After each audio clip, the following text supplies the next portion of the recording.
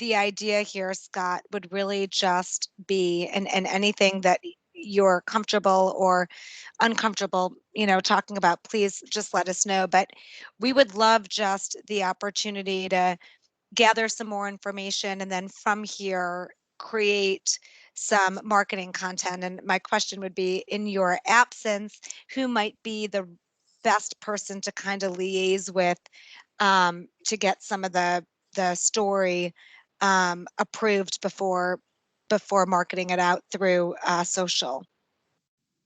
That would be John Dilling. He's our Vice President of Finance and Operations. Okay. That's who I report directly to. Terrific. And is he aware that we were chatting?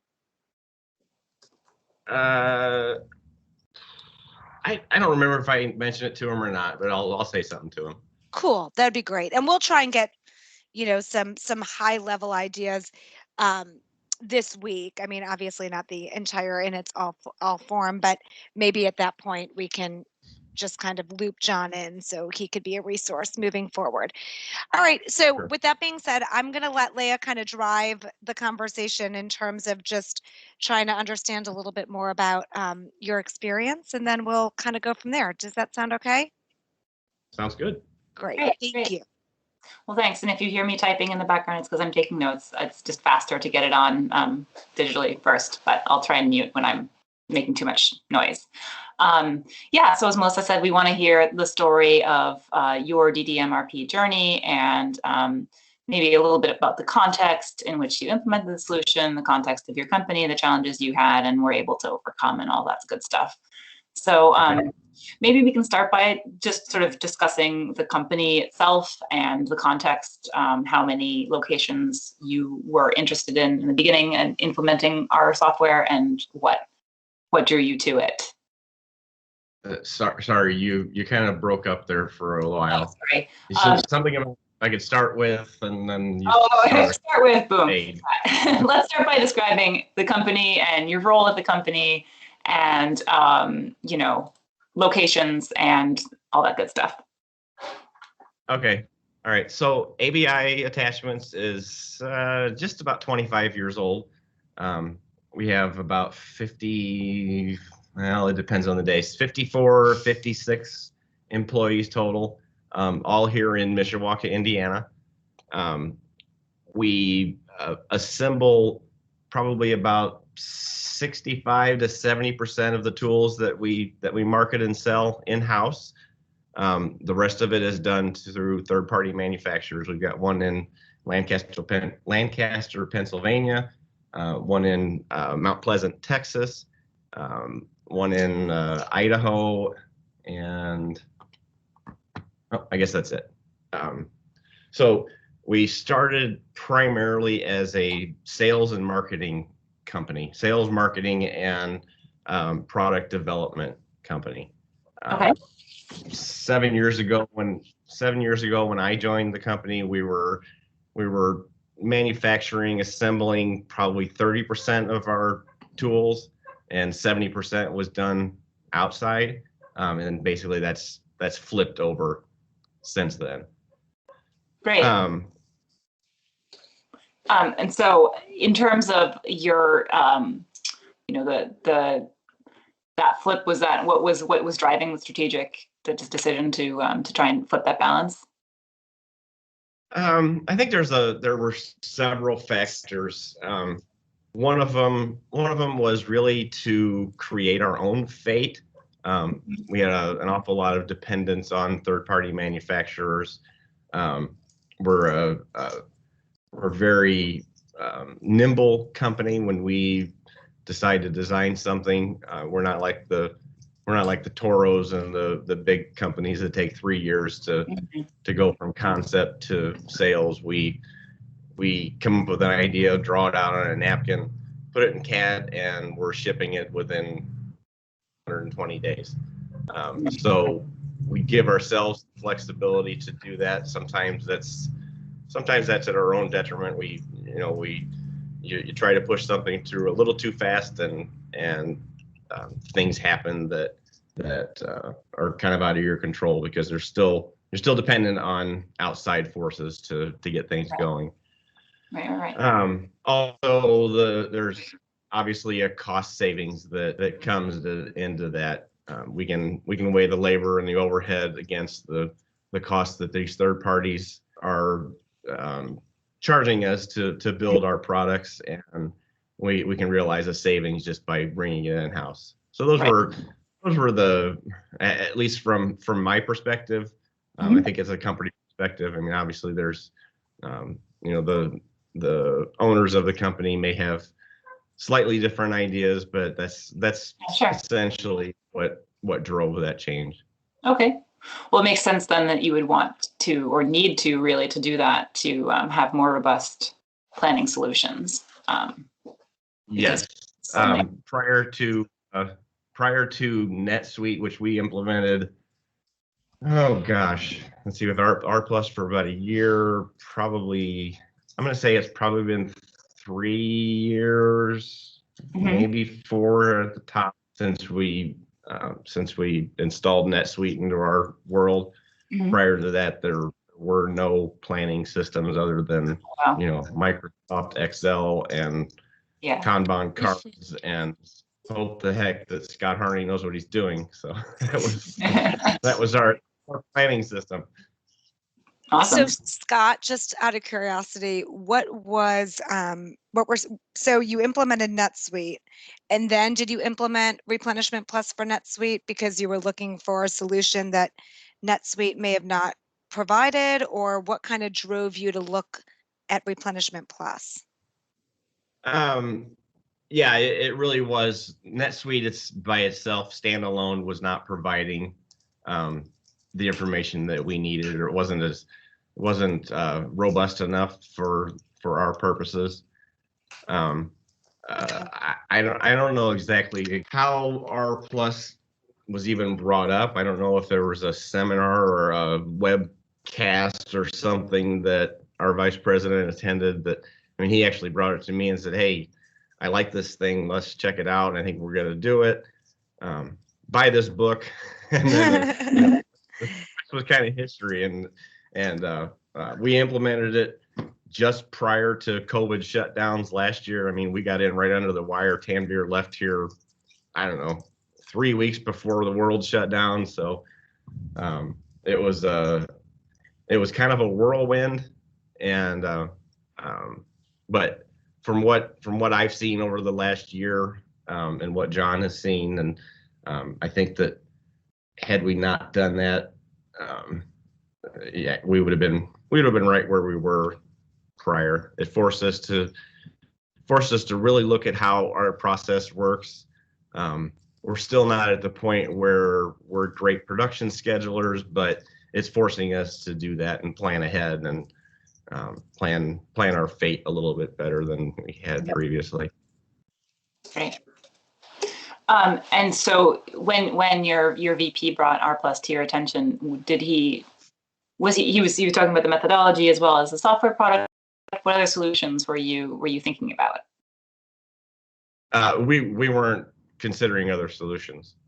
We were using the I don't even remember what the demand planning. Thank you, demand planning out of NetSuite. That's how good it was for us. I couldn't remember. Forget the name. Sure. Yeah, and it was certainly more useful than what we had previously, which was, engineering and purchasing myself, created bills of material. We loaded forecast quantities and let the supply plan run and hope we didn't miss anything, and hope that things didn't change to where we couldn't catch it in time. DDMRP has really given, or R Plus has really given us a lot more insight into our inventory control and our production planning and materials planning than we'd ever had before. There's a lot of logic that goes into it. That was, I mean, I think we knew these things, which is what helped us to implement it with the buffers and all of the whistles and bells you can add on to it. All that stuff was kind of in your head already, but to have a system that generates this for you and prompts you and says, hey, wake up, you're turning red. That was a godsend to us. Yeah. Yeah. Yeah. And I so, hate sounding like an R plus salesman, but sometimes I tend to do that. great. Well, obviously, you know, Doesn't hurt our feelings. Thank exactly. you, Scott. Yeah. So when you talk about the locations, you've got this installed. I guess if you're doing the rest through the third party manufacturers, you've got this installed at your main location in Indiana, right? Yes, but we're not using R plus currently for any of our third party, Yeah. any of our offsite manufacturing. Okay, great. So let's talk a little bit more. You started to get into this. Let's continue on about some of the benefits. Here's the section in which you sing our praises even more. Are there like what sort of quantified, in addition to just the insight that you mentioned, and the fact that the process really forces a discipline and in terms of planning? What have you noticed? Have you been able to quantify certain, before we had this level of service level and inventory changes in working capital, stuff like that, lead times? Have there been things you've noted quantifiably? Yeah, all of the above. I mean, I can go and look at the service level, and that report will go back to February, March, whenever it was that we implemented R plus. Look at the numbers. I'm not sure that I believe what I see from last February, March, before R plus started. Okay. I think that the improvement has been dramatically greater than what the system tells us right now. I mean, it was. I mean, back in February, March, it was reporting the garbage that we put into it. And today that there's less and less garbage over the months, and we're almost to the point where the whole garbage in thing is almost gone. Mm-hmm. Mm-hmm. Do you our inventory dollars and levels have gone down dramatically? Yeah. That would be great. We can follow up via email. It would be great to just have those stats, even if they're not. Obviously, it's always better if it's if you think it's a dramatic improvement and you don't think the numbers are as great. That's fine. It's just nice to have some sort of sense. Yeah. That'd be great. And I know I don't mean to cut in. I'm just curious to know. So these types of benefits that were achieved, how quickly did you start seeing results after the implementation? You mean the financial measurable results, or more like the increased service levels or reduced inventory? Was it within a few months? Like, how quickly did you start seeing some of these benefits? Yeah, I think you can see it. I think you can see it start to improve. I mean, surely within 6 months. And the planning and the non-measurables, or the intangibles, I guess if you could say, those benefits were seen almost immediately. Okay. Just the sheer visibility that we had, and the lack of surprises that were coming up. Previously, I mean, my first 5.5 years at ABI, it was a weekly, firefight. Oh God, we're out of this part. This part going bad, or this, all that stuff, and that changed pretty quickly. Mm-hmm. Great. I was trying to manage 11 or 1,200 parts manually, and it doesn't take too many failures to make things go pretty bad around here. So those just dramatically reduced in a matter of just a couple of months. How did that compare to your expectations? Was that something that you feel, was better than you expected, or yes, along the lines yes. Yeah. And there's several reasons for it. I mean, I'll be perfectly frank with you. The decision to implement R plus at ABI was not mine. I wasn't involved in the introduction of it or the deciding factor. I was involved from the infancy of once we once the decision was made and all the implementation and usage of it. Um, but quite honestly, I was blindsided by it. It was here. This is what we're going to do. So naturally, human nature and my own defensive personality, and you're trying to mess with my job and my department and my purchasing. I was a little bit skeptical. I mean, is this thing going to work? Is NetSuite robust enough to handle this? Are we disciplined enough to make this happen? But it didn't take long. It didn't take long for me to jump on board with it. The implementation team, Tanvir and Solar, they were great. I mean, Tanvir was here for, I don't know, 3 or 4 days, maybe a whole week. I don't remember exactly. And I think he made at least 2 trips, and then the Teams calls that we did once or twice a week. I mean, the support that came out of, here I am selling this darn thing again. Was just tremendous, just tremendous. Great. What do your team think of it? Others on your team think about the ease of use and their benefits. What's their viewpoint of the product? Well, you're talking to the entire purchasing team. So. Oh, okay. All right. Never mind. It makes sense if it's a small company. You wearing other hats. Sure. Okay. So you said it went live right before COVID hit. Is that right? How long did it take? What was the implementation process in terms of length, duration for you guys to get it set up?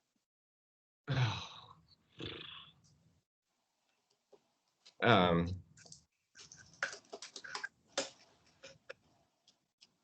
don't know. Was it 3 months, 4 months? I honestly, I don't recall. Yeah. It's all right. And is there feedback you have on what we could do better on the implementation process? Or, you mentioned you appreciated the support, but other aspects of it?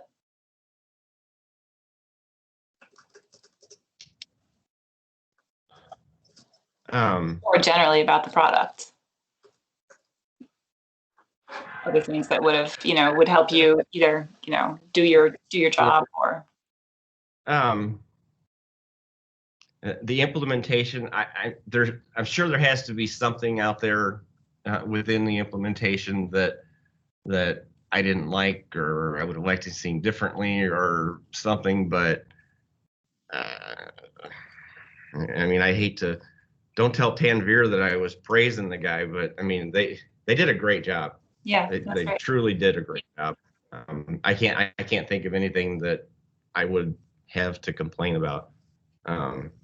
I mean, the time and effort that was put into the implementation, the travel here, the support over phone, the weekly meetings, the twice a week meetings for a while, and even as recently as a couple of weeks ago, because sometimes I don't pay attention and I don't remember how to get to the help desk on DD Tech. I went straight to Tanvir and said, "Hey, sorry, I know you taught me 3 times how to get to the help desk, but I'm going to ask you." And he's always very gracious and always willing to help. Mm-hmm. So I wouldn't know what to complain about it. I mean, maybe he should have bought us lunch or something, but. Yeah. Are there other features or changes you would want to see to the product itself?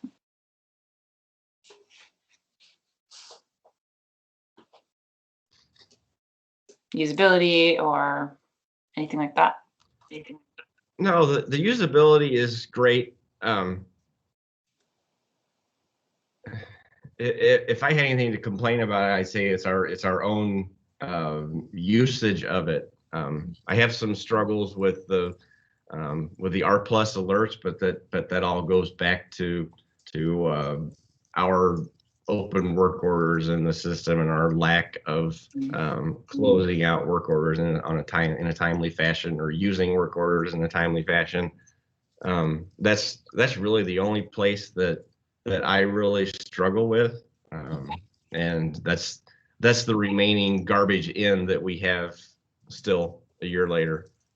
So Right. that's I wish I could say something bad about it, because I know that's what you want to hear sometimes, but I really just don't have anything. I wouldn't know what to say to make it. Yeah. You know, there were several. I mean, at least a handful of times, of features or visibilities or views or something that either I or John came up with throughout the implementation and just over the past year, and I said, hey, what if could this do this? And I mean, they took that and ran with it, and I think 90% of them were implemented in Art Plus.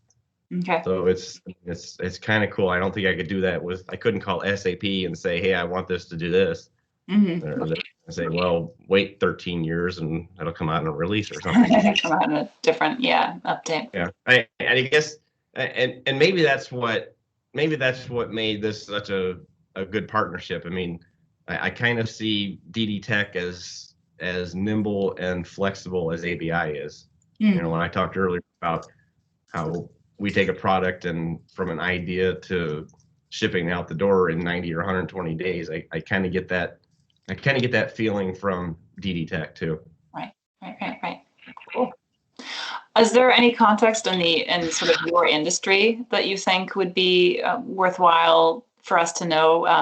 Just in terms of like, to what extent do the challenges that you're facing, do you see, when you think back to your journey? Sorry, I'm like formulating this question as I say it. When you think back to your journey with R Plus, would you frame your the challenges that you had before as a function of sort of your company size or business model? Is there anything specific to your industry where this was, this methodology was helpful because, the way that supply chains run in manufacturing per se, or is that more something that's determined by you guys were a small company, you had Excel previously and NetSuite wasn't cutting it for you?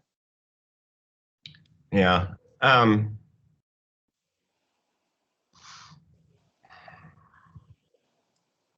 Well, I mean, to this day, even with the R Plus, and setting up buffers, our business is both seasonal, and we sell direct to consumer. Mm-hmm. There's a lot of factors that go into it. Our forecasting is, well, it's a forecast.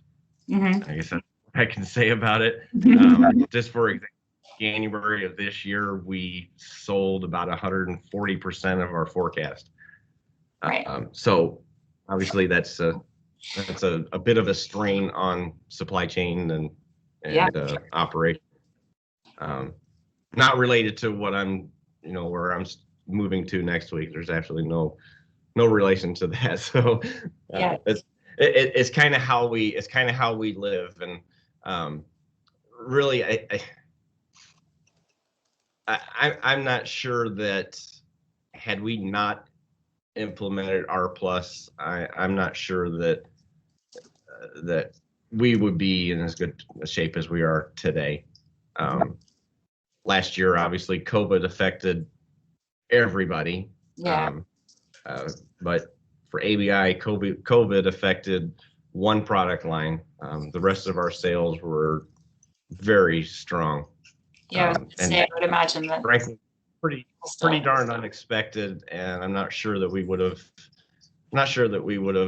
been as successful through COVID as we were had we not had R Plus to lean on. Right. Here I am selling it again. Gosh, are you going to make a commercial out of this or what? Well, we want to tell the story, and if this is the story that you've got to tell, obviously we are happy to tell it. Yeah. Good. Well, thanks. I don't have any other questions. Melissa, do you? No, I think this was great, Scott. I so appreciate all of your insights. Like I said, what we'll do is we'll kind of take the content and come up with a different way in which we can spin it and obviously put it through, well, not you, but your teammate, or your boss, or your ex, what will be your ex-boss, to kind Yeah. of get some approvals in order to kind of leverage some of the information. So I very much appreciate that. And in the interim, if it's possible to pull some of the stats that we discussed, um, that would be really helpful to kind of bring into the story. Okay. Okay. Yep. I'd So be happy to do that. thank you. Thanks so much. Well, I very much appreciate your time, and I'll give you 30 minutes back into your day. And I'm sure we'll connect via email, but I wish you only good success in your next chapter. So good luck to you. Thank you. And same to you guys. Thanks so We much. all, Have a good, we definitely appreciate everything you guys have done for us. Awesome. thank you, Scott. Well, have a All right. great rest of your day. Thanks. You too. Okay, bye-bye. Bye. Bye bye.